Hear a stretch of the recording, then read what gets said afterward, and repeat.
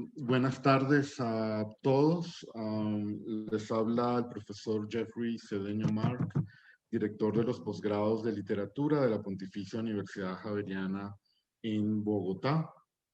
Nos enorgullece hoy tener con nosotros a Beatriz Botero, de la Casa de la Javeriana, ex profesora, fue profesora de nuestro departamento de literatura por muchos años. Y Beatriz es actualmente profesora en el programa de humanidades de la Universidad de Wisconsin en Madison, Estados Unidos. Es doctora en teoría psicoanalítica por la Universidad Autónoma de Madrid, donde se graduó con honores. Y también hizo un doctorado en literatura en la universidad en la que actualmente trabaja, en la Wisconsin Madison, y nos va a presentar hoy su libro Identidad Imaginada, novelística colombiana del siglo XXI, editado por Pliegos en España. Con Beatriz estará conversando también nuestro queridísimo profesor Cristo Rafael Figueroa, acá presente, fundador del Departamento de Literatura de la Javeriana, doctor en literatura también por la Universidad Javeriana. Cristo realmente no necesita mucha presentación. Creo que el cariño que le profesamos todos es ya una carta de presentación. Agradezco, Cristo, tu disposición para conversar hoy Gracias. con Beatriz. Y este evento, esta sesión del día de hoy cuenta con el apoyo del Semillero de Investigación en Literatura Latinoamericana SILAT, la Maestría en Literatura, el Departamento de Literatura, la Carrera de Estudios Literarios y nuestra revista del Departamento Cuadernos de Literatura, y contamos con el apoyo y el soporte siempre muy agradecidos con Natalia y Mario Andrés de la Dirección de Mercadeo de Programas Académicos de la Javeriana. Así que bienvenidos todos, bienvenidas todas. Beatriz nos va a presentar el libro, va a exponer el libro y luego Cristo conversará algunos aspectos que genere, digamos, la presentación y luego haremos una ronda de preguntas. Pueden alzar la mano para hacerla a viva voz o pueden escribir la pregunta por el chat. Bienvenida, Beatriz, a la Javeriana, siempre tu casa. Estamos muy contentos y muy orgullosos por tus logros y siempre seguiremos apoyando. Pues muchas gracias, Jeffrey, muchas gracias, Cristo. Gracias también a la Facultad de Ciencias Sociales, al Departamento de Literatura y a la Maestría de Literatura por darme esta oportunidad de contarles un poco sobre mi trabajo. Y pues agradezco muchísimo a Cristo por haber querido tener esta conversación conmigo hoy también. Pues yo creo que podemos empezar y voy a compartir mi pantalla. Y les voy a contar un poquito de qué va mi trabajo. Bien, esta es la portada del libro, un color muy amarillo, que el libro no se va a conseguir en Colombia, el editor me dijo que solo se consigue en España, pero estoy dispuesta a que cualquier persona que tenga interés en el libro, si se comunica conmigo por Facebook o por email, yo con mucho gusto le puedo mandar el PDF del libro para que lo puedan leer y se difunda, porque además de que es un poco costoso, no va a llegar a Latinoamérica, entonces sí vale la pena. Bueno, las novelas, el libro trata de explicar a través de 6 novelas cómo se muestra la identidad nacional. Entonces, estas son las 6 novelas que trabajo: Memoria de mis putas tristes, de Gabriel García Márquez; El esquimal y la mariposa, de Naum Montt; Delirio, de Laura Restrepo; Melodrama, de Jorge Franco; Angosta, de Héctor Abad Faciolince; y Cobro de sangre, de Mario Mendoza. Entonces, les voy a mostrar aquí un poco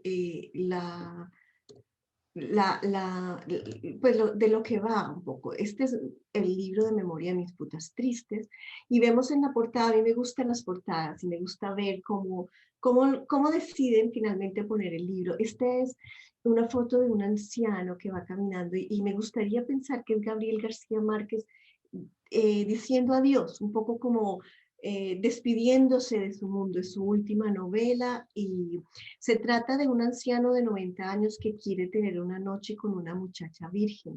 Ella siempre está dormida y él la observa y se enamora de ella. Obviamente esto hace referencia a el libro de La Casa de las Bellas Durmientes de Yasunari Kawabata, quien fue Nobel de Literatura en el 68, y Gabriel García Márquez va a repetir otro cuento en El rastro de tu sangre en la nieve, relativo a un anciano o un hombre mayor al lado de una mujer joven durmiendo. Eso va a ser como un poco.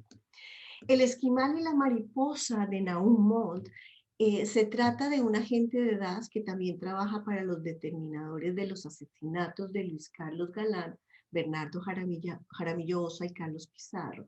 Entonces va a ir contando un poco la historia de este doble agente, no doble agente, pero que juega en las dos bandas donde le caiga mejor, entonces él es del DAS, pero apenas ocurre un asesinato, su trabajo es asesinar al sicario o asesinar al que hizo él para que no puedan después hacerle interrogatorio y saber quién está detrás.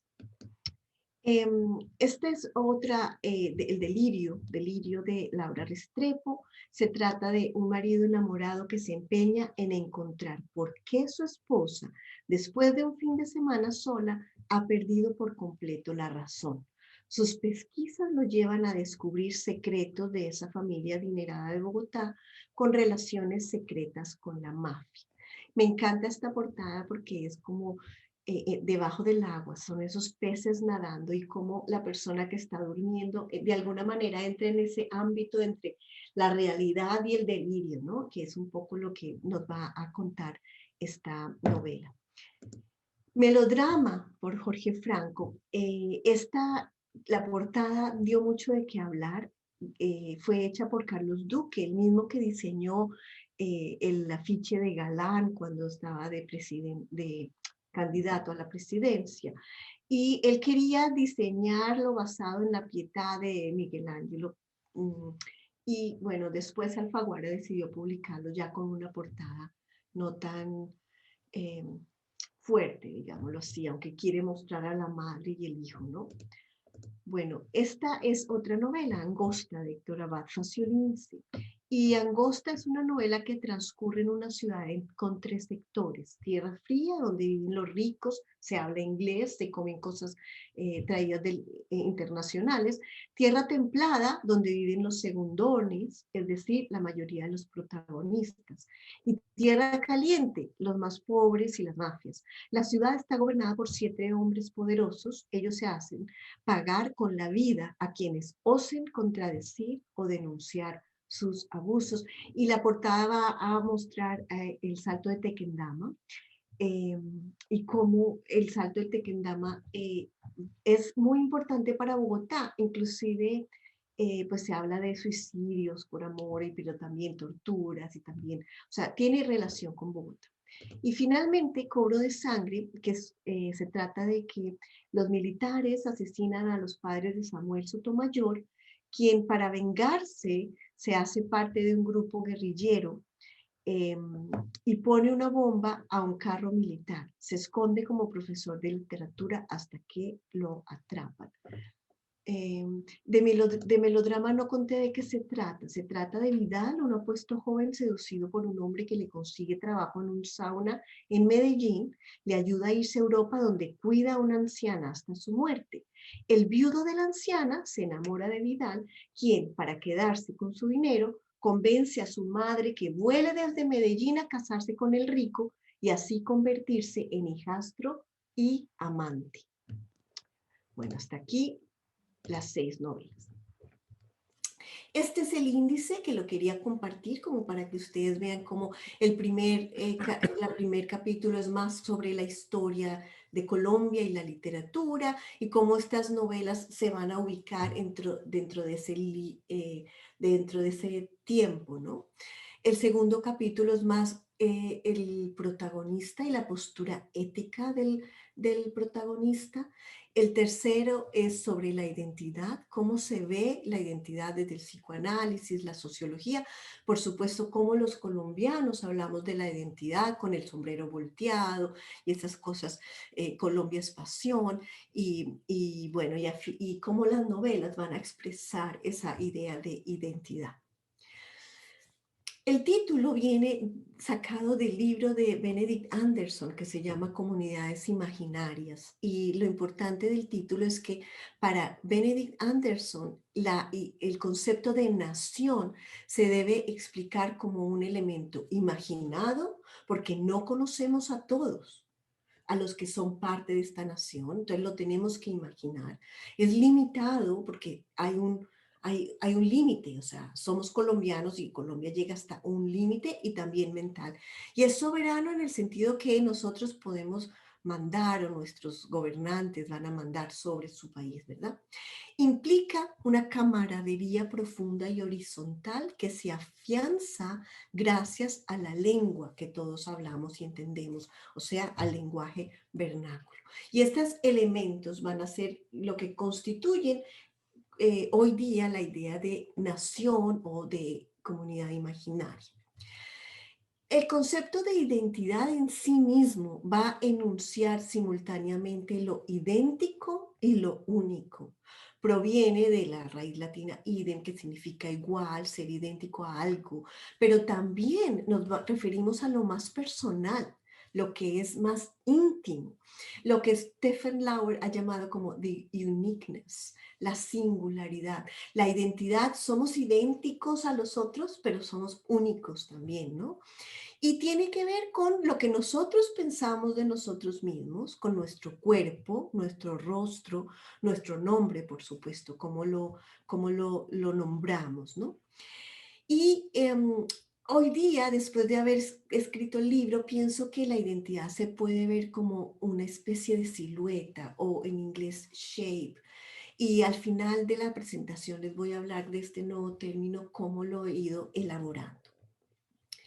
Otro de los elementos en los que voy a basar el análisis del libro es el concepto de yo de Sigmund Freud. Para Freud, el niño debe desarrollarlo porque no nacemos con el yo. Cosa diferente, por ejemplo, para Melanie Klein, quien considera que uno ya nace con el yo estructurado. Freud, en cambio, dice no, se tiene que desarrollar y esa relación se va a construir en relación con los padres y en relación con el medio que uno tiene, ¿verdad? No es solamente uno mismo con uno mismo. Porque para Anthony Giddens, nosotros, o sea, la identidad de una persona no se da ni depende simplemente de las reacciones de los demás, sino que consiste en la capacidad, y aquí es lo más importante, de mantener una narrativa particular. Esta narrativa de alguna manera cambia. O sea, yo puedo decir hoy soy vegetariana. ¿Y quién soy yo? Yo soy vegetariana y hablo de por qué soy vegetariana. Pero yo esa identidad puedo cambiar. Puede que en unos años ya no soy vegetariana. No quiere decir que yo deje de ser yo. Todas estas micronarrativas, parte de la posmodernidad, van a ir haciendo lo que nosotros somos, ¿verdad? También en el libro es importante el concepto de identificación. ¿Por qué? Porque el niño la identificación está relacionada con un proceso fisiológico por el cual se asimila un aspecto, una propiedad o un atributo de otro que se convierte en modelo parcial o total. Y dice Laplanche, la personalidad se construye y se diferencia a través de una serie de identificaciones. Es decir, necesitamos identificarnos con nuestro padre y nuestra madre para empezar a actuar en la sociedad de esa manera. Pero también lo hacemos con la literatura, con el héroe o con el personaje principal o con cuando estamos leyendo queremos que el personaje principal le vaya bien, que se salve, que logre castigar a los malos que le están haciendo daño. Pues lo pongo en términos buenos y malos, bastante simplísticos, pero yo creo que la idea es esa, ¿no? Cómo nos identificamos con el personaje principal y cómo a través de la lectura de la novela vamos viendo esta identificación. También en el concepto del yo hay que ver otros dos conceptos alrededor del cual nosotros construimos nuestra identidad. Uno es el ideal del yo y el otro es el yo ideal. Lo que el padre espera del niño es el ideal del yo, pero lo que el niño quiere para sí mismo es el yo ideal. Según el primero, el sujeto quiere volver al espacio total, sin diferencias entre el adentro y el afuera. Todo confluye en él mismo. Es el narcisismo primario porque todos queremos volver a ser el objeto de amor total de nuestros padres. Cuando somos niños, ese amor es completo. No importa lo que hagamos, ahí está todo. Y eso es lo que los padres quieren de nosotros. A veces no coinciden estos dos. A veces el ideal del yo y el yo ideal no coinciden, porque el yo ideal es el reconocimiento del deseo comunitario, no como un elemento metafórico, sino como un objetivo a alcanzar. Entonces, a veces no coinciden. Si yo decido volverme parte de la mafia, la sociedad y mis padres no van a querer eso. Pero el ideal, la manera como yo quiero ser, va a ser mafiosa. Entonces, esas dos ideas no confluyen, pero en el momento de construir la identidad personal, estas dos ideas son importantes. Es decir, lo que la sociedad quiere de mí, pero también lo que yo quiero de mí. A veces confluyen, pero a veces no. Entonces, por eso hay que mirarlas de una manera diferente. En las novelas yo encontré varias condiciones, pero les voy a hablar de tres condiciones comunes que se ven y se verifican en todas las novelas. El primero es la incorporación de la historia política del país como un telón de fondo donde sucede la acción, pero donde se privilegia la perspectiva individual del protagonista. Y aquí esta incorporación de la historia es diferente a un libro histórico. El libro histórico trata de ser objetivo en lo que puede, pero trata de hablar desde un nosotros común. Nosotros vimos esto. Mientras que la novela está hablando desde el sujeto. Yo veo esto, yo tengo miedo, yo oí la explosión de la bomba del DAS, yo oí, yo. El segundo es que el trabajo del escritor va a ser parte de la novela. Y eso lo vemos también desde el pasado, desde, por ejemplo, La Vorágine en 1924, está Arturo Cova escribiendo en un libro de contabilidad sus historias, o bueno, ¿y por qué no hablar de Cien años de soledad? ¿Y por qué no hablar de otros donde la escritura se vuelve una forma del personaje principal o sí, del personaje principal de conectar con el resto? Y la tercera condición es la permanente manifestación de duplicidad. Siempre hay una doble identidad como estrategia para adaptar la historia política y la historia personal. Y esto lo vamos a ver en las novelas. Por ejemplo, la parte de la historia, o sea, el primer elemento. En Cobro de Sangre se describen los asesinatos de Rodrigo Lara Bonilla, el de Luis Carlos Galán, el de Bernardo Jaramilloso y el de Carlos Pizarro, entre otros. O sea, eso es parte de la novela. Lo mismo que en El Esquimal y la Mariposa. Y un elemento curioso es que Naumont utiliza la escena del padrino, no sé si se recuerdan, ese momento en que están en una mesa del comedor y que están ellos, uno de ellos se levanta al baño a traer el arma para matar y lo describen, aún lo hace exacto como uno lo está viendo en la película, solo que aquí ocurre en, pues en la novela, en el avión también. Eh, la escritura, o también llamada metaficción, en el sentido de que habla de la literatura. Bueno, en Angosta, Andrés Zuleta, uno de los personajes, escribe como forma para esconderse de la realidad. Sotomayor, en Cobro de Sangre, Samuel sintió por primera vez deseos de escribir, compró un cuaderno y trazó un título para una novela que se llama Están hablando. O sea que ya de por sí nos están dando un título de una novela que nunca va a aparecer. Como dato curioso, yo decidí poner esa novela dentro de la bibliografía del libro, a ver si alguien lo pescaba alguna vez. Bueno, en Melodrama, Vidal también va a escribir. Me senté a su lado y le dije, tal vez lo escriba. Mira, me dice con el periódico en la mano, esto te sirve para tu historia. Yo ni siquiera estaba escribiendo, miraba por la ventana. Es decir, ese acto de escribir como parte de dar. El Esquimal también es escritor y periodista. Y en Mustio, o sea, en la novela de Gabriel García Márquez, que entre otras cosas no tiene nombre y se le pone Mustio porque es como lo llaman sus estudiantes, se describe como escritor y profesor mediocre. Nunca hice nada distinto de escribir, pero no tengo vocación ni virtud de narrador. Entonces ya vimos que la historia está presente en todas, ya vimos que la escritura está presente en todas. Ahora voy a hablarles de la duplicidad en los personajes. Samuel Sotomayor en Cobro de Sangre, él es parte de un grupo de guerrillero y por venganza pone una bomba a los militares que asesinaron a sus padres. Y allí decide hacer una transformación y se va como profesor. Pero en algún momento, cuando ya lo van a agarrar para meterlo a la cárcel, Efraín Espitia empieza a sentir cómo llega Samuel Sotomayor. Entonces dice, lo primero que notó Efraín Espitia fue que su cuerpo se puso tenso y duro, como si le hubieran inyectado cemento de la cabeza a los pies. Su acostumbrado desparpajo desapareció y no supo en un primer momento qué era lo que estaba sucediendo. Pasado unos segundos reconoció los síntomas y supo de qué se trataba. Era el retorno de Samuel Sotomayor. Este elemento de duplicidad voy a retomarlo en un segundo, pero antes les quiero contar una cosa que no voy a ahondar, pero que está aparte, y es que lo femenino en estas novelas aparece sin que puedan hablar. Es decir, la mayoría de las mujeres no hablan, la mayoría de las mujeres son habladas.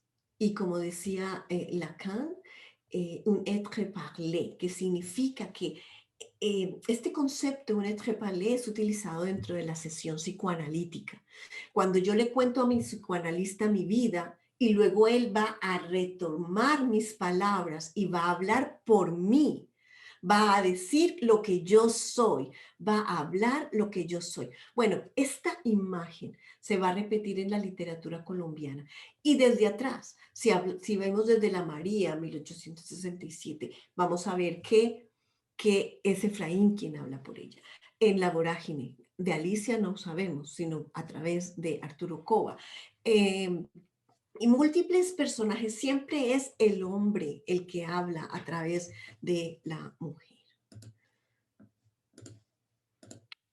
Entonces, esto lo hablo mucho más, si a alguno le interesa, en mi anterior libro, que está en inglés, pero que habla un poco de esta imagen de la mujer que es hablada por el otro y no con sus propias palabras. La duplicidad, volviendo a la duplicidad en la narrativa es una representación de la duplicidad del discurso nacional.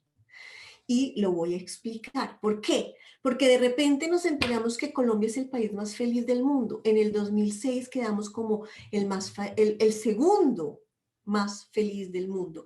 El primero fue Vanuatu, un archipiélago en Australia con 30.000 habitantes. ¿Cómo Colombia puede ser el país más feliz del mundo si estamos en una guerra fratricida desde hace tanto? Si están matando a nuestros líderes, si están matando a cualquier persona que hable en contra de lo establecido. Entonces, un poco esa duplicidad se empieza a ver en este tipo de cosas. También se puede ver, por ejemplo, cuando Obdulio Gaviria, asesor presidencial de Álvaro Uribe Gómez, se atrevió a asegurar frente a la ONU en el 2008 que en Colombia no había ninguna guerra. Y cito, nosotros hemos dicho que Colombia no tiene conflicto interno armado. Y entonces voy a explicarles que es una cosa técnica. Entonces, cuando dice el presidente, nosotros no tenemos conflicto armado interno, está diciendo que los elementos con los cuales se define la existencia de un conflicto armado interno en Colombia no existen. Primero, la existencia de un partido político en armas. ¿Cuál partido político en armas? Entonces hay un discurso nacional de que todo está bien, de que somos el país más feliz del mundo, que todo está bien, pero por el otro lado estamos viendo cosas como las madres de Soacha, que hace muy poco salió el verdadero número de 6.400 víctimas de los denominados falsos positivos. Y casi siempre cuando hablamos de falsos positivos es como una imagen ahí borrosa. Yo les quiero mostrar a la madre de Leonardo Porras, porque gracias a que ella decidió dar la pelea y demostrar que él, su hijo, que tenía un retardo mental severo, no podía ser jefe guerrillero de una cuadrilla porque ni siquiera habría podido comprar un tiquete de bus para llevarlo a donde lo encontraron su cuerpo lleno de armas y de uniforme de la guerrilla. Entonces, ella también va a decir, eso que se está diciendo no es. Y aquí una pequeña gráfica sobre los homicidios cometidos por la fuerza pública. Si vemos los años del 2002 al 2008, es la época en que está peor y es justo la época en que Obdulio Gaviria dice aquí no está pasando nada. También esta doble narrativa se puede encontrar en obras de arte, en obras plásticas. Y una es, por ejemplo, aquí está el escudo de la República de Colombia, pero Bernardo Salcedo, con su trabajo Primera Lección, va a decir, aquí no hay cóndores, aquí no hay abundancia, aquí no hay libertad, no hay canal, no hay escudo, no hay patria. Un poco hablando de, y el título dice mucho, es Primera Lección, es la lección que se le va a enseñar a todos los niños cuando entran al colegio de qué es tu patria, cuál es la identidad de tu patria. Y bueno, si vemos esta obra de Bernardo Salcedo, nos damos cuenta que todos esos imágenes que aparentemente constituyen la patria, pues ya no están. Aquí vemos unas imágenes de San Agustín, Huila. Recordemos que esto fue una civilización que se cree hace 1000 años antes de Cristo. Hace 1000 años, no estoy segura de antes de Cristo o qué, pero hace 1000 años. Y quiero que se fijen en esta figura primera que tiene como un bastón, como una especie de elemento redondo aquí. Bueno, pues Nadine Ospina ha utilizado la misma imagen, la llama ídolo con calavera. Y lo que él quiere también indicar es que esa identidad nacional ha sido tomada de pronto por otro imaginario, un imaginario de Mickey Mouse, de el mundo feliz, de el mundo de muñequitos, right? Sabemos un poco más. Si yo les pregunto por Mickey Mouse, quién es, qué hizo, vamos a saber más que de las esculturas de San Agustín, lamentablemente. También tiene que ver, nuestro pasado va a tener que ver con nuestra identidad, pero evidentemente esta imagen no está hablando de nuestra identidad ni de nuestro pasado, pero tiene relación como lo hace ver Nadine Ospina. Y Antonio Caro acaba de morir y me pareció importante poderlo traer aquí y hablar de su obra y de su trabajo tan importante. Esto es un cuadro que él ha denominado Colombia y pues no podemos dejar de pensar en el logo de la gaseosa más conocida en el mundo entero, que además los camiones de Coca-Cola llegan a los rincones más alejados del planeta. O sea, es más fácil conseguir una Coca-Cola bien entrada en la selva que conseguir de pronto una aspirina o un médico o algo vital para la vida, ¿no? Entonces, un poco es como estos imaginarios también han ido tomando parte de lo que nosotros consideramos nuestra identidad. Y ahora sí les voy a hablar del concepto de shape o de silueta, aunque lo que quiero decir con esto es que es nosotros tenemos una identidad, ¿verdad? Pero también tenemos yo me lo imagino como un halo que tiene que ver con nuestros deseos de nosotros mismos, que tiene que ver con los traumas, con las historias del pasado, que tiene que ver con el deseo del futuro, que además se mueve, es móvil, es flexible. Hay días en que te puedes sentir que puedes hablar a un público de 1000 personas y cantar, pero hay otros días que sientes que ese shape se vuelve pequeño, que no quieres compartir, lo que quieres quedarte casi que debajo de las cobijas. Y ese shape se empieza a construir no solo de manera individual, sino de manera grupal. Y es que yo les digo, si nosotros, todos los que estamos hoy día aquí, nos empezamos a reunir cada 8 días, siempre los mismos, hablando de literatura o de algo, poquito a poco iremos construyendo una especie de silueta de grupo y nos vamos a reconocer en ese grupo, porque nos sabríamos los chistes internos, sabríamos cómo somos, sabríamos de qué hablamos. Y a pesar de que no estamos físicamente presentes con el otro ahora por la pandemia, las pantallas, yo creo que estamos aprendiendo a construir esa idea de identidad grupal en la medida en que más nos vemos con esas personas o más estamos junto a esas personas. Entonces, es como una nueva idea de identidad que es más flexible, más maleable.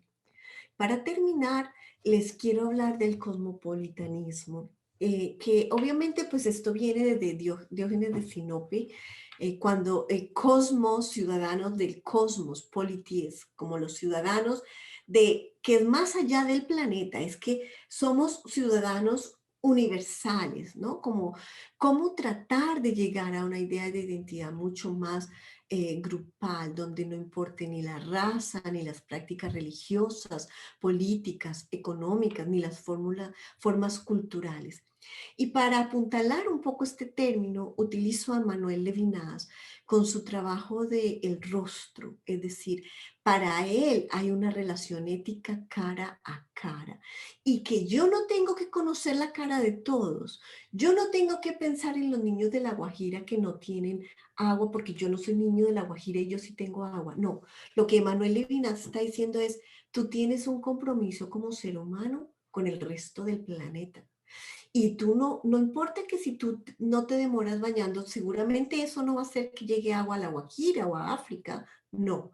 Pero tienes una responsabilidad en tu mente de estar pensando en el otro desde tu identidad para que seamos una comunidad un poco más equilibrada, un poco más sin menos distancias, sin menos diferencias, ¿no? Que es un poco lo que quisiéramos llegar o lo que yo quisiera que llegáramos al final, como esta idea de somos una comunidad que nos entendemos o queremos entender al otro y estamos dispuestos a entender al otro. Solo para cerrar, Emmanuel Levinas estuvo en un campo de concentración y todo su trabajo fue cómo estar con el otro que no me cae bien, cómo estar con el otro que me hizo daño, cómo estar con el otro que hubo trauma en la relación con el otro.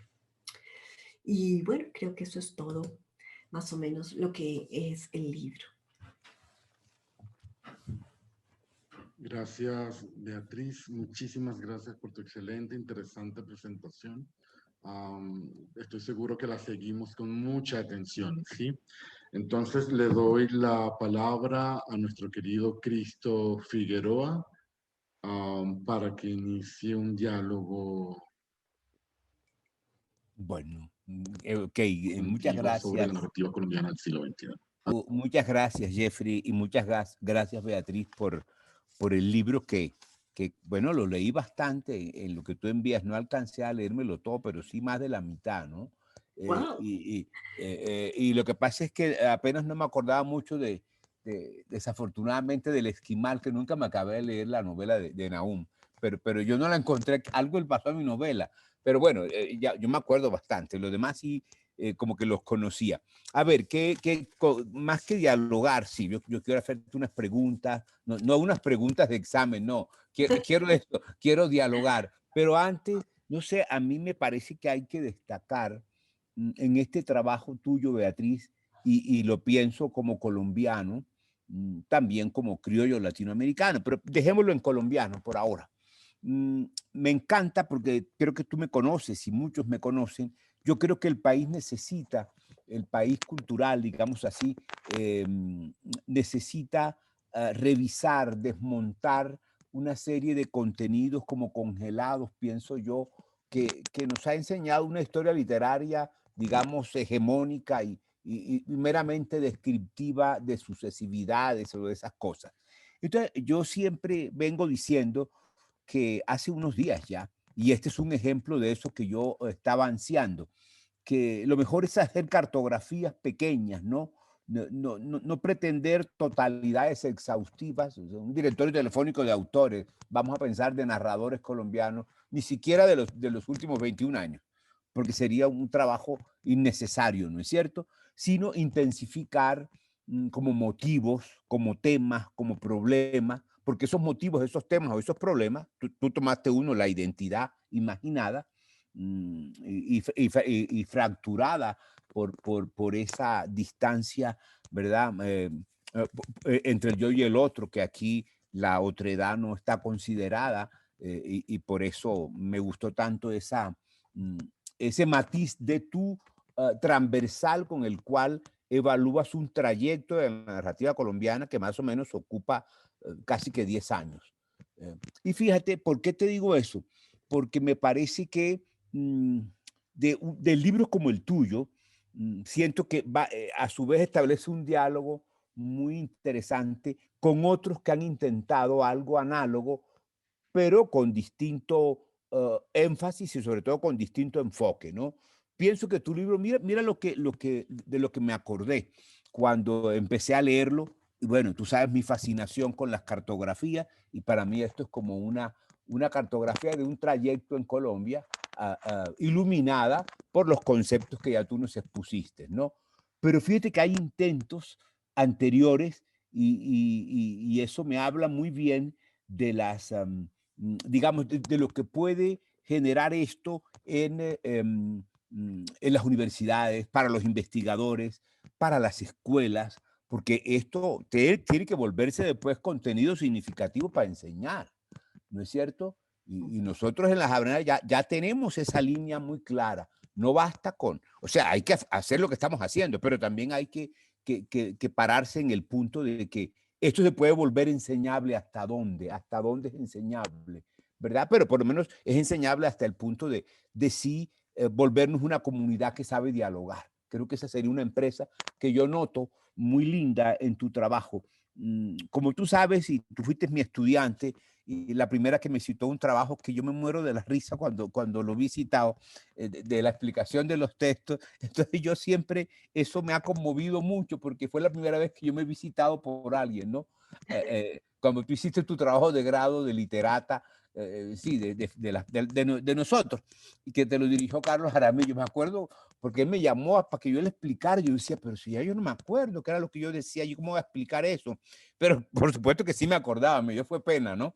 Entonces, pero bueno, eso es una anécdota aquí como para matizar la intervención. Lo que quiero destacar es, mira con quién creo que estás dialogando. De pronto esto que voy a mencionar, para iniciar el diálogo contigo, pienso que hay un diálogo estrechísimo, y más o menos hay como 3 o 4 textos que coinciden con otros intentos cartográficos que han circulado y que aún circulan, ¿no? Y por ejemplo, bueno, es tu profesora también y tu amiga, los relatos del desplazamiento de Luz Meri más allá de Macondo. Es un intento, bueno, el de ella tiene que ver con rupturas estéticas, y los desplazamientos, pues ya sabemos, de todos los tipos que hemos tenido, los exilios, destierros y demás. Más cerquita el tuyo, y te quería preguntar, ¿por qué ese interés tuyo? De paso, establezco el diálogo, pero te quiero preguntar, bueno, es por tu formación, pero ¿qué es lo bueno? ¿Qué es cuál es la consecuencia positiva para el conocimiento, como forma de conocimiento, pegar? Y tú hablas bellísimo, me enseñaste lo de, apenas yo lo sabía, lo de sutura. Tú usas el concepto de sutura, pero lo traslada a la práctica crítica, ¿no?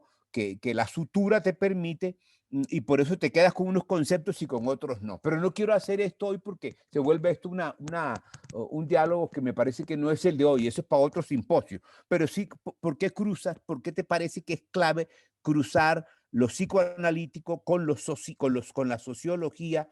Pero la mediadora de ese cruce tiene que ser la mediación narrativa, y la narrativa no cualquier narrativa, es la narrativa elaborada, es decir, en el sentido de que propone un orden otro, una realidad posible o traduce una que hay y no veíamos, es decir, la mediación estética. Eso a mí me parece que es de las cosas más brillantes de tu trabajo. Pero te sigo el repaso. Alejandra Jaramillo hizo un texto que también no, yo quise presentar, que se llama Nación y Melancolía. Es un texto del 2005, Narrativas de la Violencia en Colombia. Ella se fue más para atrás, del 95 al 2005 creo que era. Pero ella también hace un cruce, lo intenta, pero se queda, no, decide privilegiar la noción de duelo y más que la de duelo, la de melancolía, ¿verdad? Y que a ver si la literatura pudiese ayudarnos a elaborar tantos duelos. Eso creo que una persona que anda en los dos mundos como tú y que anda con naturalidad entre el psicoanálisis, o por eso tu primer doctorado, y el de literatura, me parece que es una muestra, tu trabajo me encantó por eso especialmente, ¿no? Porque no deja de ser literatura, tú la sabes habitar. Es más, hoy cuando te presentaste ya no tengo nada que preguntarle. Ella tomó todas las tramas de las novelas. Yo sin eso no puedo trabajar literatura.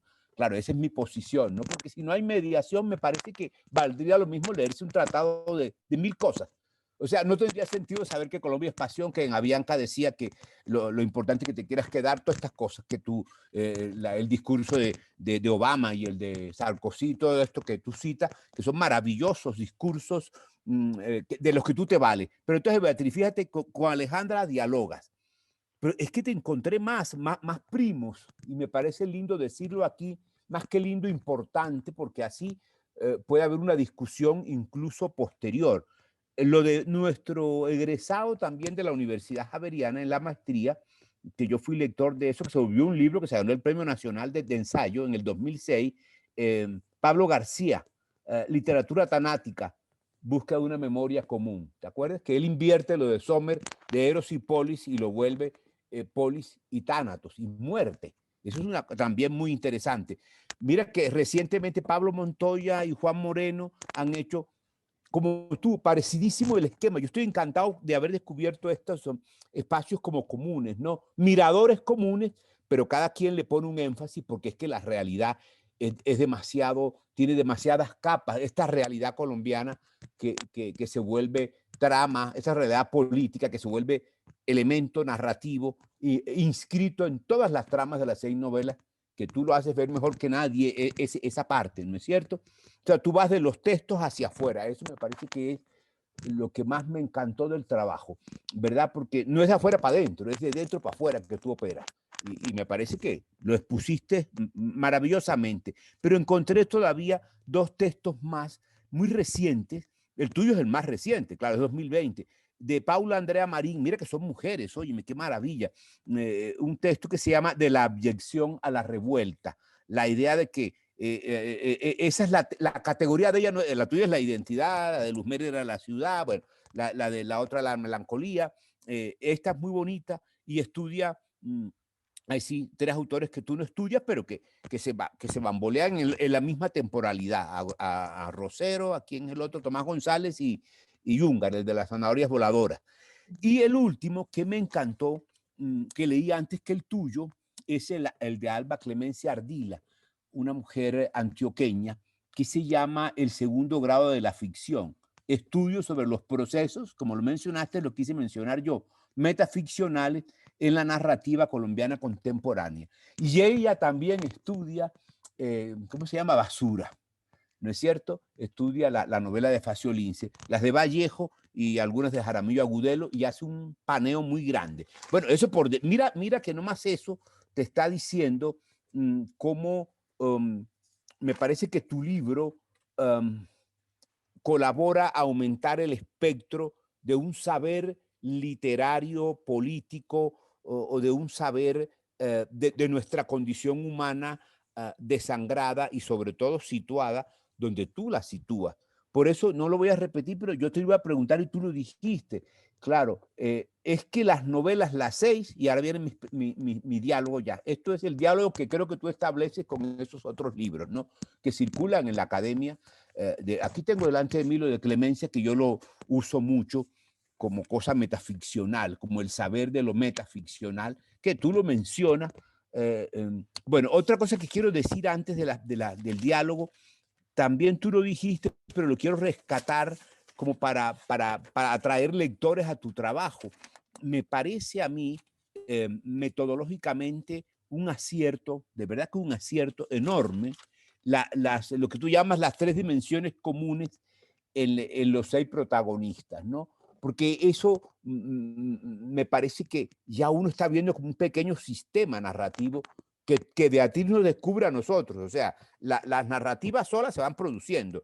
El papel tuyo es, y el de los críticos y el de los historiadores de la literatura, es establecer esos puentecitos, ¿no?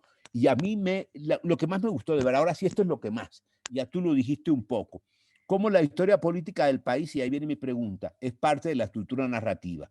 La condición de escritor que tienen o que practican o que el quehacer se acerca a la escritura, y eso deja la cosa en suspenso, ¿no? Me pareció fascinante y por eso mencioné lo de Alba Clemencia, que ella no estudia tus textos, estudia otros, pero es cierto que eso deja al lector en la idea de que todo puede ser intervenido, ¿no es cierto? Porque la escritura es intervenida por el mismo que la hace, en muchos casos, y ese es a veces el tema de muchas novelas. Una cosa que no dijiste que me parece fascinante también, que la quiero preguntar, que fue, te imaginarás, que tú que me conoces, por qué amé ese recurso de tu trabajo, que los espacios físicos que se recrean o sea, los cronotopos, para usar el término de Bakhtin, son restrictivos, y me parece que quiero que nos hables un poquito de eso, que aquí son restrictivos porque están transformando un cronotopo, es cronos, es tiempo, y topo es lugar, ¿verdad? Bueno, no voy a explicar eso, pero porque tú lo sabes, pero por si acaso alguien no se acuerda qué es eso, pero lo que quiero que nos enseñes es por qué, cómo en las 6 novelas, el cronotopo del salón recibidor, que sería muy del siglo XIX, o si quieres, del comienzo del siglo XX, ahora se vuelve el cronotopo cuando alguno de estos seres como esquizoides o cuando los 6 esquizoides, porque tienen algo de esquizoides los 6 protagonistas sin duda, ¿no es cierto? ¿Cómo es que pasa la cosa? ¿Por qué deriva en el encierro? Es la alcoba y ya se tacha, digamos que como si yo pusiera una tachadura en ese cronotopo tan lindo del salón recibidor, que fíjense que era, por ejemplo, el de sobremesa de Silva, es la sala, el comedor de la casa de José Fernández, donde están después de almuerzo hablando del viaje de a París y demás. Entonces, ese sería un diálogo, y quiero decir otro para no quitarte el tiempo. Esto sí es por curiosidad intelectual, que yo no conozco eso. Me encanta la idea de que hayas notado y nos hagas ver, y ahí paro entonces, que los personajes, los 6, unos más que otros, claro, eso lo encontré ya cuando leí más de la mitad del libro, antes ayer y ayer, son incapaces de establecer un puente ético entre su propia identidad y la de los otros. Es decir, esa incapacidad es lo que no permite pensar en un colectivo nacional. Por eso esta identidad es apenas imaginada. O sea, las novelas no proponen la solución, nos muestran que estamos heridos, que estamos fracturados, que no reconocemos al otro, digamos que hay, y que por eso tú dices que necesitas, también enséñanos eso aquí, que necesitas retomar el concepto de héroe, así la crítica literaria no lo aplique hoy, porque el héroe pues tiene que ver con el mundo clásico, Aquiles, Odiseo, Eneas, qué sé yo, pero estos son más protagonistas lacerados, esquizoides, como has dicho, pero sin embargo, ¿por qué es que tú decides que de todas maneras es muy válido para lo que tú quieres hacernos notar o invitarnos a leer, que vas a seguir hablando de héroes? Así es tu decisión metodológica. ¿Podemos hablar de esas dos cositas para que no se me pierdan? Bueno, yo he tomado apuntes de todas tus preguntas y me voy a ir desde el principio. Te mirando clase, yo no tengo remedio nunca. Yo no quería eso, yo quería preguntarte cosas. Bueno, perdóname, Beatriz, perdóname. No, está bien, mira.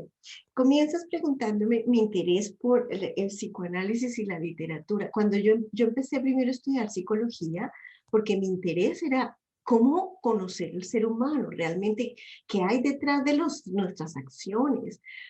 Pero cuando estudié literatura me di cuenta que ahí no estaba la respuesta, que ahí solamente te daban las patologías o cómo incursionar cuando alguien está enfermo. Entonces decidí estudiar literatura, a ver si por estudiar literatura podía encontrar.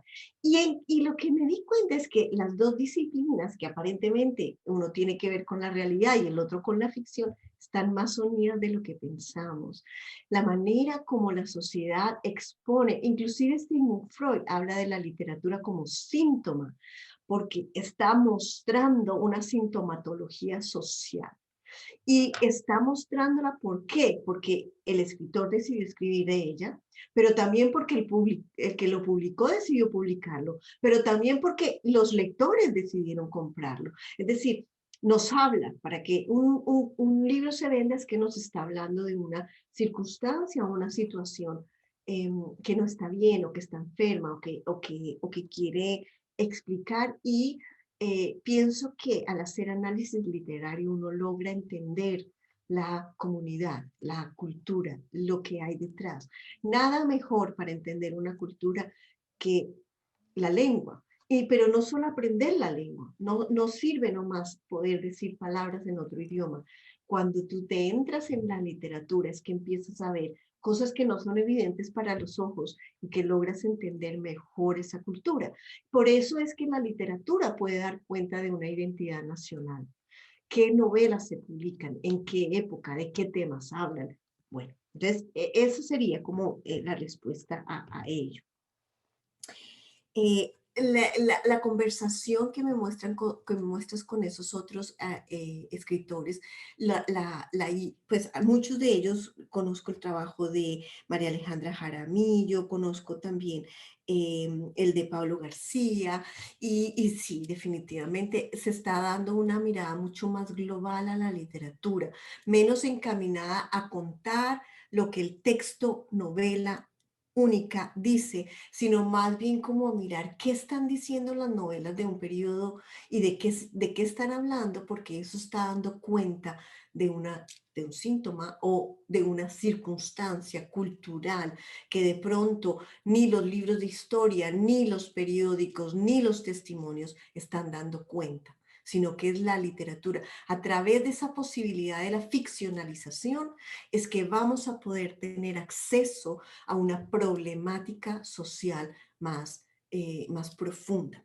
Ahora bien, eso me hace hablar de otra pregunta que tú hablas, un poco como que en estas novelas se habla de la historia política del país.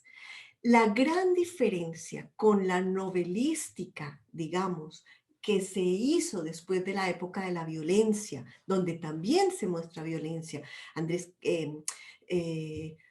como estoy pensando en Hernando Telles, por ejemplo, ¿qué están diciendo ellos? Todos ellos eran periodistas que además escribían y que estaban contando la historia de la violencia en el país de una manera casi de denuncia. Están denunciando, están pidiendo que a través de sus novelas alguien o del gobierno, de las instituciones, se dé cuenta de lo que esté pasando para que logre parar ese derramamiento de sangre. La novelística, como yo lo veo, la novelística contemporánea del siglo XXI no tiene ningún deseo de denunciar, tal vez de contar como telón de fondo estos asesinatos a estos candidatos a la presidencia o todo el boom del narcotráfico y cómo el narcotráfico se fue metiendo, como dice Molano, Alfredo Molano, una cultura mafiosa, cómo esa cultura mafiosa empieza a crecer en Colombia y se vuelve. Los escritores no están en la denuncia, están contando eso, pero no, su interés es un poco más individual. Y eso voy a unirlo con una de tus preguntas, que es la ética. No hay un colectivo nacional, hay una ética personal y casi que buscando solamente sus propias salidas, mejor dicho. Si el personaje tiene un problema, rápidamente piensa cómo solucionarlo y a veces la muerte del otro es la solución más rápida y es la que se toma. Es decir, la vida del otro en Colombia después de tantas matanzas, después de tanta historia de las matanzas, no tiene el mismo valor que en otros países del mundo. Se mató a una persona, ay, qué pesar, murió. Pero en otros países donde hay un asesinato, eso hay conmoción nacional, periodistas, periódicos. En Colombia está la cantidad de muertos y asesinatos que no dan abastos los periódicos, ni los noticieros, ni la gente. Ya la gente se abstiene de ver los noticieros porque es una realidad abrumadora, sin una salida clara además. Y la literatura, de alguna manera, se vuelve una salida, porque cuando, y nos hemos dado cuenta de esto ahora en la pandemia. O sea, en la pandemia nos hemos dado cuenta que no necesitamos comprar más ropa, ni más joyas, ni más teléfonos, ni nada. Pero necesitamos música, necesitamos literatura, necesitamos televisión, cine, porque es lo que nos une de alguna manera. Esa es algo que nos entretiene, pero va más allá de la entretención, nos está explicando la vida, estamos entendiendo la vida a través de esas cosas. Hay otra de tus preguntas que habla de el cronotopo del salón que se vuelve el cronotopo en la alcoba. Y hoy día en la pandemia sí que es cierto cómo la vida se vuelve todo desde una habitación cerrada. No, es una habitación que no es salón recibidor, porque no se trata de recibir visitas. Es una alcoba donde está el sujeto solo, con sus propios demonios, analizando lo que ha visto con su computador como forma de encontrarse con el afuera, o en el caso de otras de estas novelas, algunas, la escritura como forma para comunicar. Yo escribo para sacar lo que tengo adentro, pero de alguna manera esperando que haya un lector a esa escritura para dar cuenta de lo que está pasando. Lo de la alcoba, creo que ese cronotopo me gusta mucho porque cada vez se ve más prevalente en la literatura contemporánea.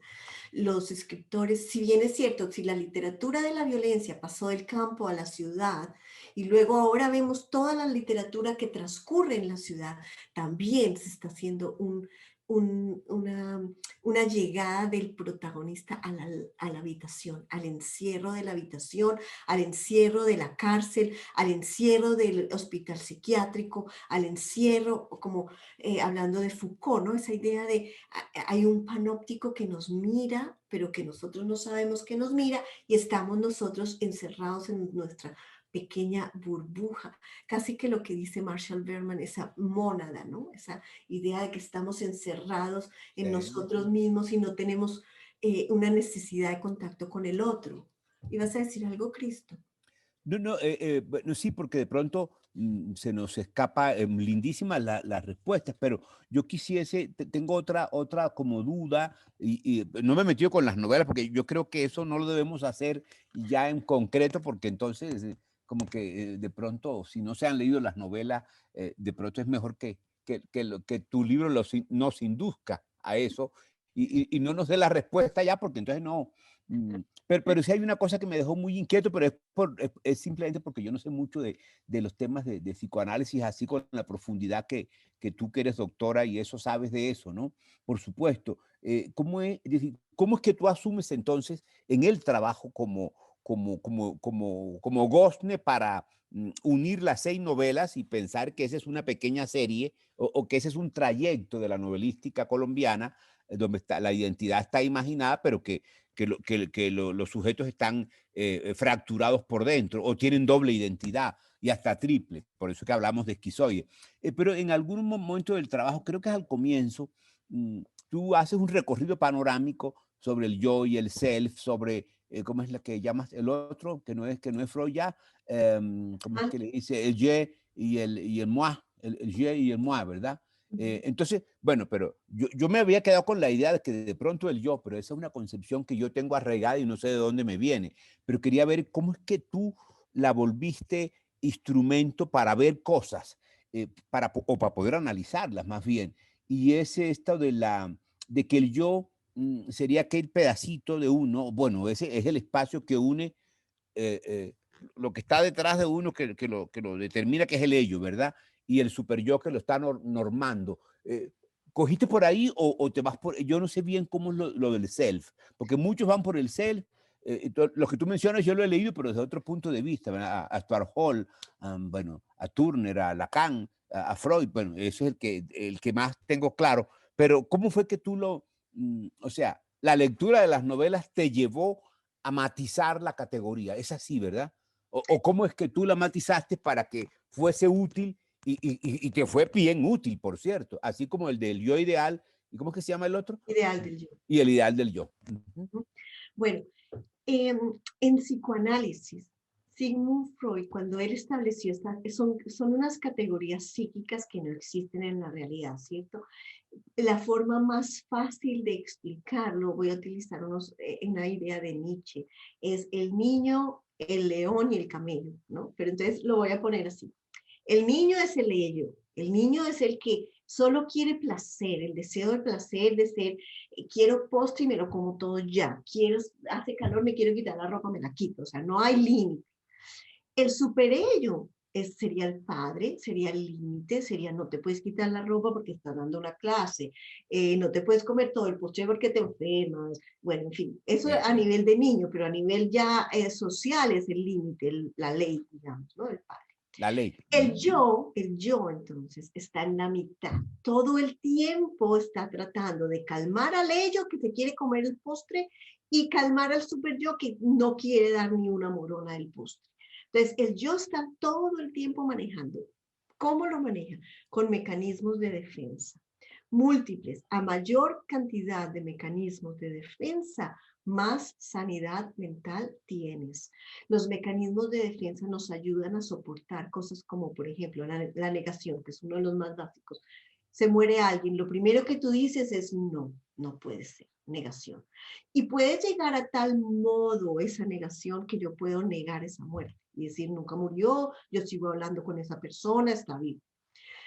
Pero en la medida en que sea una práctica, digamos, como parte de muchas otras, hay negación primero, luego hay aceptación, o transformar en lo contrario, yo te odio pero digo que te amo y te digo que te odio, en fin, todos los simbolización, Yo lo entiendo. en fin, todo eso. Entonces, el yo está en esa mitad. ¿Qué hice yo? Leí, bueno, varios de los psicoanalistas se basan en Freud, hasta Lacan, todos ellos se basan en Freud. Y lo que hacen es, primero, Lacan va a tratar de utilizar un metalenguaje, porque en su momento lo que él quería era que se considerara el psicoanálisis como una disciplina. Entonces la tenía que poner bien difícil, tenía que utilizar palabras que todos usamos de una manera muy distinta para que nosotros pudiéramos pensar que eso era una disciplina difícil, ¿no? Pero básicamente todos, aunque lo llamen self, aunque lo llamen el moi, el je, dependiendo de en qué circunstancias está, todos ellos lo que está hablando es de cómo nosotros como identidad nos estamos representando frente a los otros. Ese es el punto, ¿verdad? Y digamos, porque yo no quiero quitarle la palabra a los otros asistentes, quería hablar de melodrama y de unas novelas que me gustan mucho, pero ese no es el momento. Yo, más bien, y ya con eso termino, o sea, ¿tú crees entonces, Beatriz, después de esta investigación, ¿sí? Cultural y crítica, que definitivamente lo que estas 6 novelas, a ver si lo capté, a mí me gustaría que fuese eso, que estas 6 novelas, en ellas resuenan una serie de problemáticas, tú lo has dicho muy bien, no reflejan nada, no denuncian como tal, sino que resuenan esas instancias en lo de los personajes. ¿Y por qué es que te interesó entonces lo del héroe? Fíjate que es un protagonista, pero no es un héroe, pero es como un antihéroe. Tú dices que tienen la dicotomía entre su heroicidad y su antiheroicidad es la que tendrían que superar para poder instaurar una identidad nueva, pero esa parecería lejana. En las 6 novelas es así, o no se da en ninguna. O sea, eso no es un modelo para seguir, porque en Colombia ese relato está bastante, tú lo dijiste, ¿no? Está bastante raído, o más que raído, quebrado. Es muy poco, no hay casi un relato de unidad, precisamente por el desconocimiento del otro, que cuando no tengo más que hacer con él, lo mato, como pasa en Cobro de Sangre y en otro poco de ejemplos que hay allí, ¿no? Es decir, ¿tú ves que es así o cómo fue, cuál es tu conclusión? digamos, estas 6 novelas te dicen qué, o te muestran qué, porque no es que te denuncien nada. ¿Resuena en ti qué cosa, qué es lo que nos está pasando, por lo menos en este sector? O estas novelas aluden, o sí, aluden y hacen referencia a un sector de problemas clave. No tenemos una identidad nacional, ¿verdad? Y que necesitamos tenerla bien clara, tú lo dices en otro momento, porque la presión de la globalización es tan extrema que crea la necesidad de sacar eso adelante, pero no en términos de Colombia Expansión, ni todo esto, ¿no? Porque ese sería un discurso postizo realmente. Sí, y además, Cristo, de lo que tú dices, es que cuando yo hablo de él un poco, es porque hay un proceso de identificación como lector con el personaje principal. Ok, Cuando vemos una novela o una televisión, nos identifica, hay un intercambio de identificación con de el identificación, ¿no? sí. Ahora, ¿qué pasa cuando es un héroe que no tiene ética? ¿Qué tipo de identificación estamos teniendo? Bueno, pues desafortunadamente sabemos, ya no es tan fuerte, pero antes ir a un aeropuerto internacional con un pasaporte colombiano podía tener consecuencias solamente mostrar el pasaporte, porque hay una identidad nacional, un shape, de alguna manera, que ya está reconocida por el resto. Todos tenemos prejuicios o, digamos, ideas. Si pensamos en los ingleses, serios, fríos, pensamos en los norteamericanos, prácticos, pensamos en los colombianos, y ahí, cuando pensamos en los colombianos, se nos revuelve esa masa de seres campesinos buenos, trabajadores, pero también está el narcotraficante como parte de nuestra identidad, y esa parte se ha hecho muy presente a nivel mundial. Entonces, eso hay que mirarlo, o sea, ¿qué tan distante estoy yo de un narcotraficante? ¿Qué tan cercana estoy yo de un narcotraficante? ¿Cómo manejar esa idea que está ahí? Así yo no quisiera que estuviera, está ahí. ¿Y cómo manejarla? Entonces, pienso yo que por eso utilicé ese concepto, como cómo relacionarnos con un personaje que no tiene ética. Nosotros como lectores, ¿qué podemos hacer? ¿Cómo podemos mirar a la idea del otro, diferente de la idea del yo, para poder hacer una comunidad imaginada? Perfecto, perfecto. Yo creo que me encanta mucho también, pero no, yo creo que lo dejo ahí porque otro día nos enseñás lo de la hospitalidad, que no existe, no existe en estos 6 personajes. Yo no creo que esté, o sí, y yo No, me equivoco, no, yo creo no, que no. Yo no no. me acordé, me puse a repasar eso y ahí no hay de eso. Lo que me encanta es el término, ¿no es cierto?, de Derrida. Y eso que una cosa que nos enseñaste, que se la dejo para todos, yo la quiero estudiar, que es necesario, yo lo decía de otra manera antes, sin saber de que había un señor tan importante, la conversación profunda con el otro. Esto es lo que más crea vínculos, por Dios. Esto es lo que más nos hace respetarnos, conocernos, entender respetuosamente la diferencia, como te gusta, Levina, a mí también mucho.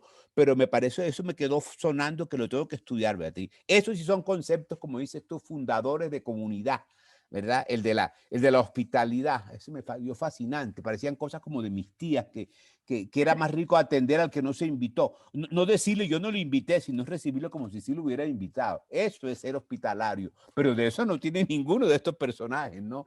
Porque ellos no quieren al otro, el otro está desconocido, está borrado de ellos, no existe. Son más narcisos, ¿no? Y más ególatras, todos, casi Sí, todos. Uno más que otro, pero yo lo dejo allí porque creo que habrá personas que querrán también dialogar. antes, Otro día dialogamos más.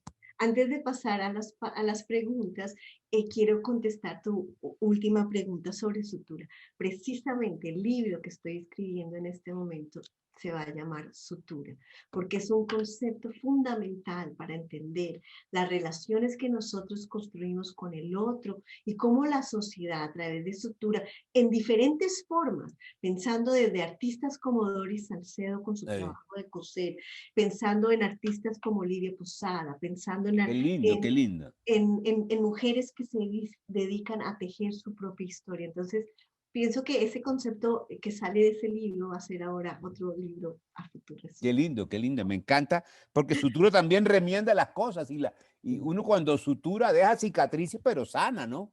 Hay suturas que sí sanan. Ok, ok. Listo, listo. Perfecto. Muchas gracias, Cristo, por tus varias preguntas muy agudas. Muchísimas gracias. Entonces, entramos en la parte final de la presentación con las preguntas de los asistentes.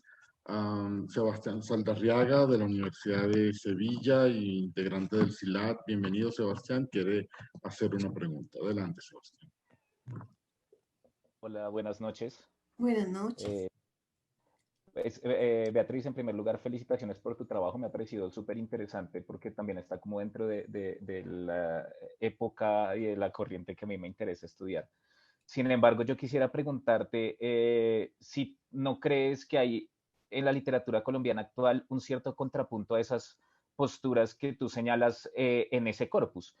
Y lo digo sobre todo por dos aspectos en los que acaban de insistir bastante tanto tú como Cristo, y es el de la imposibilidad de un sentido ético colectivo, por un lado, y el otro en el sentido de que no hay denuncia, porque a mí me parece que eso no se ajusta del todo y creo que marca una tensión interesante en el campo literario actual. Pienso, por ejemplo, en autores como Daniel Ferreira, en Juan Cárdenas, en Cristian Romero, en Pablo Son Montoya otros, sí. incluso, donde no lo nacional, pero sí lo colectivo, tiene un sentido muy importante. Y la pregunta que hay en ellos, digamos que no parece ser siempre qué hago yo, sino qué podemos hacer nosotros, ¿no? Y en ese sentido no creo que sean novelas que se consuman en la melancolía y en un triste presente, sino que también buscan algo más. De hecho, muchas de ellas insisten de manera explícita en la idea de futuro y tal vez también hermanándose con la idea de sutura que estaban mencionando ahorita. Y luego también está esto de la denuncia que creo que también se revisa mucho en novelas como Elástico de Sombra y sobre todo en Rebelión de los Oficios Inútiles de Ferreira, que pues si uno lee esa novela hay una parte que me parece muy interesante donde se reivindica el valor literario del panfleto. Y esa es una de las partes que me parecen más interesantes y más sugestivas de la novela de Ferreira. Entonces, yo quisiera preguntarte cómo ves esos contrapuntos en la literatura colombiana actual, porque me parece a mí que ahí hay una tensión que quizá podría ser, digamos, generacional también, y que tiene ese otro lado que se abre a lo colectivo, que se abre a una cierta denuncia, pero sin renunciar a lo estético. Entonces, no sé tú cómo veas, digamos, a esos otros autores en diálogo con estos. Sí, Muchas gracias. cuando pienso, gracias por tu pregunta, Sebastián. Cuando pienso en tu pregunta en el autor Ferreira de la historia de los oficios inútiles, sí, hay una imagen colectiva ahí, hay una imagen de desplazados que se han tomado una tierra y que el dueño de la tierra los quiere sacar a como de lugar, ¿no? Entonces está esa problemática, esa tensión. Y sí, podríamos decir que está contando una realidad, porque yo pienso que contar la realidad no quiere decir estar haciendo denuncia. Contar que esto está pasando no necesariamente hay una idea de denuncia. Puede ser simplemente está contándolo como pienso yo que sucede. O sea, cuando tú ves la novela de Naumont y hablan de los asesinatos de estos precandidatos, no hay una denuncia, está contando eso y a partir de esa historia es que puede desarrollar los personajes. En cuanto a Ferreira, pues tendría que volverlo a mirar así, como si ellos están denunciando, aunque me parece que solamente lo están enunciando. Pero gracias por tu comentario, voy a pensarlo, a ver si de pronto esa puede ser una alternativa, ¿no? Gracias, Beatriz. Sebastián, ¿tienes la mano alzada? No sé si tienes alguna otra pregunta o comentario. No la desactivé, qué pena. Okay. De los presentes, ¿alguien más tiene alguna pregunta? Puede levantar la mano. Ay, yo no encuentro cómo levantar la mano, pero... Sí. Heidi, bienvenida. Heidi. Heidi. Hola. Bueno, no, yo no tengo preguntas. Yo solo quiero expresarle a Beatriz mi felicitación muy especial. Beatriz y yo somos amigas desde el colegio, muy chiquitas, por eso hoy estoy acá además, entre otras, y decirle que me siento profundamente orgullosa y felicitarla mucho por este gran logro que tiene hoy. Quería expresar eso. Muchas felicitaciones, Beatriz Lucía. Bueno, muchas gracias, querida amiga, gracias. Es una alegría tener gente que vino acá y que... Gracias por venir.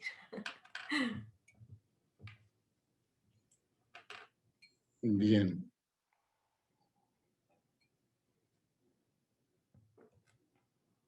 A ver, gracias, Heidi. No sé si María Elena quiere comentar algo, porque el audio se está conectando.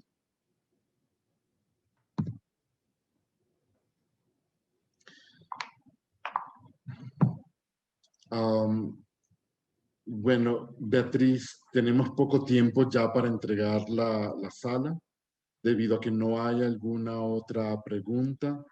Quisiéramos escuchar unas palabras finales de tu parte, y estaremos muy atentos a Sutura. Es un concepto teórico sin duda que muestra su pertinencia desde varias escalas. Entonces, desde ya invitada a presentar el libro acá en la Javeriana, o incluso en nuestro ciclo de conferencias, a presentar, digamos, un avance, una consolidación de este trabajo. Beatriz, en la Javeriana seguiremos apoyándote, seguiremos trabajando contigo. Y muchísimas gracias, Cristo, muchísimas gracias, Beatriz, muchas gracias a todos los presentes. Tienes la palabra, Beatriz. Bueno, agradecerles a todos. Yo tenía una pregunta para Cristo, no sé si nos da tiempo. Quería preguntarle sobre un run run que yo oía cuando era estudiante, que tiene que ver un poco contigo, Cristo. No sé si nos quieres contar tus famosos desayunos amarillos. ¿Cómo me pregunta eso? Tanto la atención, y quiero que nos cuentes, porque es el sueño, es esa unidad, esa comunidad, donde la gente se reúne a hablar de literatura. Pues cuéntanos un poquito qué era. Caramba, Beatriz, me deja así como que no sé qué decir. Y esto es como bueno, pero yo algo te diré, ¿no? No puedo decirte mucho porque es muy largo, pero no, mira, esto es una especie de sutura que yo me he inventado, y quizás yo también le quiero contestar a Sebastián. Hay muchas novelas que sí hacen sutura, Sebastián, muchas otras. En Colombia, yo me refería era al corpus de Beatriz, es el que no, porque ella escogió ese corpus, pero bueno, tendrá que asomarse a otros lados. Pero bueno, el desayuno es una sutura, es un homenaje que yo quise hacerle a Lezama Lima. Él hacía sus almuerzos, ¿te acuerdas? Los almuerzos lezamianos, que eran suculentos y proliferantes, y yo mi cuento con el color, con lo pictórico. Entonces yo quería, cuando estaba chiquito, como que mis tías eran de luto siempre y todo era blanco con gris, y yo decía, yo quisiera ver un plato amarillo, una cosa que se vea el jugo de naranja, el color. Así empezó la construcción de ese artefacto, que ya hoy es un artefacto, pero no me imaginé nunca me fuera a preguntar eso, no sé qué más decir. Es una cosa que yo amo mucho, que es un performance ya, pero en su origen es unas ganas de entrar en contacto, de compartir, ¿verdad? A través de los sabores, traer la memoria de las regiones, la mía que está llena de migraciones, y eso resuena en las comidas. Y ya yo le pongo la cosa personal mía con el amarillo, porque me encanta que el ojo, es decir, el desayuno mío es un motivo perdido, bien barroco, ¿no? O sea, lo que menos hay es desayuno, porque está escondido. Al final digo, entonces estaban invitados, ya después que le he dado 100 comidas, digo, ahora sí viene un desayunito con café con leche y pan y cosas. Y se llama El Motivo Perdido. Entonces, eso es un homenaje a las sabanas, las memorias de la sabanería mía, pero también al sinú, pero también a las migraciones. Entonces, es verdad, Beatriz, bueno, sí, es eso. Te voy a invitar ya. Eso es tan difícil de hacer porque tengo que importar todo y tengo que tener 3 personas que me ayuden, y el montaje es de 3 días. Entonces, pero eso se volvió ahora así. En su origen era una cosa todavía más espontánea, era una especie de resistencia mía al luto eterno de mis tías. Y yo decía, pero no, yo tengo que conversar con la gente para, bueno, porque eso es lo que me trae a mí la vida, ¿no? Yo sin diálogo y sin vínculos, como que no sé estar nunca bien. Entonces, yo hago eso como un homenaje al ojo, a la mirada, que el ojo se deleite y después el gusto también se deleite. Y ahí vienen las memorias. Entonces se vuelve una conversación, sí, a veces es de literatura, pero también es de plástica o es de amigos, de vínculos de afecto. Finalmente, el amarillo es más el color como de la alegría, como de la luz, y porque estéticamente, ese es otro cuento distinto, me es muy importante para mí por razones personales y familiares de mi mamá que se murió y todas esas cosas. Entonces yo he hecho del amarillo el emblema de esas ganas de compartir, ¿verdad? Con mucho deleite, 1000 sabores, porque eso me trae el cruce de 1000 memorias que yo trato de mantener en una unidad como móvil. Esa es como la idea de mi famoso desayuno amarillo. Qué bueno, yo siempre te había Te querido. voy a invitar un día. Y me encantó hacerlo aquí porque tú también tienes... Me apena. No, me encanta.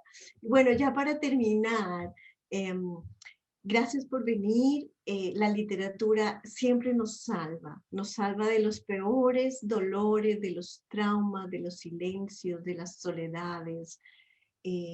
Un libro siempre te va a acompañar y de alguna manera la literatura nos puede mostrar otra forma de relacionarnos con nuestra comunidad, otra forma de entender nuestra propia realidad. Y bueno, solo agradecimientos para todos los que vinieron hoy y agradecimientos para decirles que cualquiera que quiera mi libro solo me tiene que contactar y yo le mando el PDF porque me enteré por el editor que no van a llegar ejemplares a Latinoamérica. Entonces, yo más que feliz de poderlos circular y que los sigan circulando. O sea que solamente contáctenme y yo se los mandaré. Muchas gracias, Jeffrey. Muchas gracias, Cristo. Y gracias, Universidad Javeriana. Gracias. Un abrazo. Hasta luego. Gracias a todos. Muchas Muchísimas gracias. Gracias. Sigan a los eventos de la Universidad Javeriana de la Maestría en Literatura en todas las redes sociales. Y le haremos un homenaje amarillo a Cristo en algún momento. Gracias a todos, Beatriz. Felicitaciones por esta excelente noche. Jeffrey, cuando hagas el homenaje para Cristo, invítame. Sí, ahí estaré pendiente. Es muy grato ver el amarillo. Sí. Chao. Buenas noches. Gracias por venir. Chao, Betty. Felicitaciones otra vez.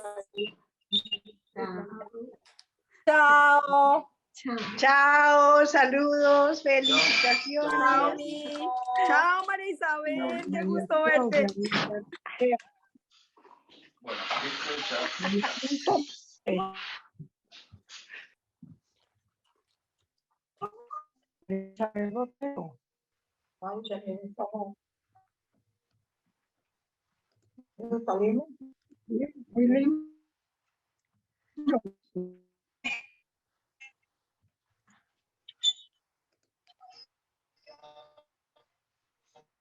Bueno, gracias a todos. Chao. Gracias por venir. Gracias, Viviana, por venir. Gracias, Tiane, todos, a Ricardo, gracias por venir. A la tía Marta también. Chao.